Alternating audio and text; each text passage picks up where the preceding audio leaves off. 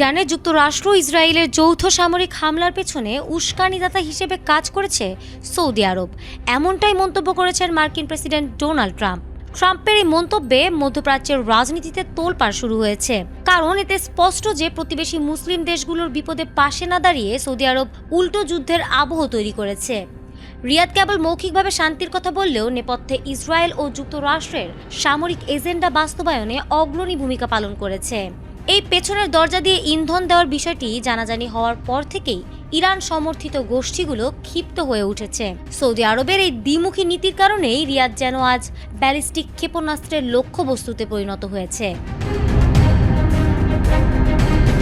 রবিবার সকালে সৌদি আরবের রাজধানী রিয়াদ লক্ষ্য করে 3টি ব্যালিস্টিক ক্ষেপণাস্ত্র নিক্ষেপ করেছে ইরান।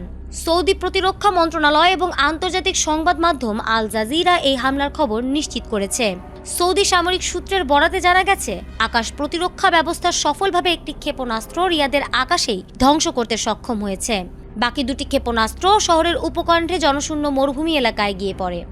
হামলায় এখন পর্যন্ত কোনো হতাহত বা বড় ধরনের অবকাঠামোগত ক্ষতির খবর পাওয়া যায়নি, তবে ইতোমধ্যেই রিয়াদ ও পার্শ্ববর্তী অঞ্চলে উচ্চ সতর্কতা জারি করা হয়েছে। ইরান তাদের এই হামলার দায় স্বীকার করে একে প্রতিশোধমূলক পদক্ষেপ হিসেবে বর্ণনা করেছে। তেহরানের দাবি, সৌদি আরবে অবস্থিত মার্কিন সামরিক ঘাঁটিগুলো তাদের নিরাপত্তার জন্য হুমকি হয়ে দাঁড়িয়েছে। এই হামলার পরপরই সৌদি আরব ও ইরানের মধ্যে কূটনৈতিক সম্পর্ক যেন একেবারে তলানিতে গিয়ে ঠেকেছে। রিয়াদ ইতোমধ্যেই ইরানের সামরিক অ্যাটাশে ও 4 জন স্টাফকে 24 ঘন্টার মধ্যে দেশ ছাড়ার নির্দেশ দিয়েছে। সৌদি পররাষ্ট্রমন্ত্রী এই হামলাকে আঞ্চলিক স্থিতিশীলতা নষ্ট করার চরম উস্কানি ও ব্ল্যাকমেইল হিসেবে অভিহিত করেছেন।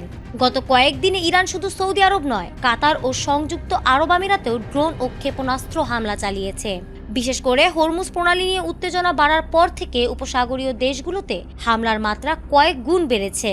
আন্তর্জাতিক বিশ্লেষকরা আশঙ্কা করছেন, এই ধারাবাহিক হামলা রিয়াদ ও তেহরানকে সরাসরি যুদ্ধের মুখে ঠেলে দিতে পারে, যা বিশ্ব জ্বালানি বাজার ও বৈশ্বিক নিরাপত্তাকে চরম অস্থিরতার দিকে নিয়ে যাবে বলে মনে হচ্ছে। ফারহানা হক, এটিএন বাংলা।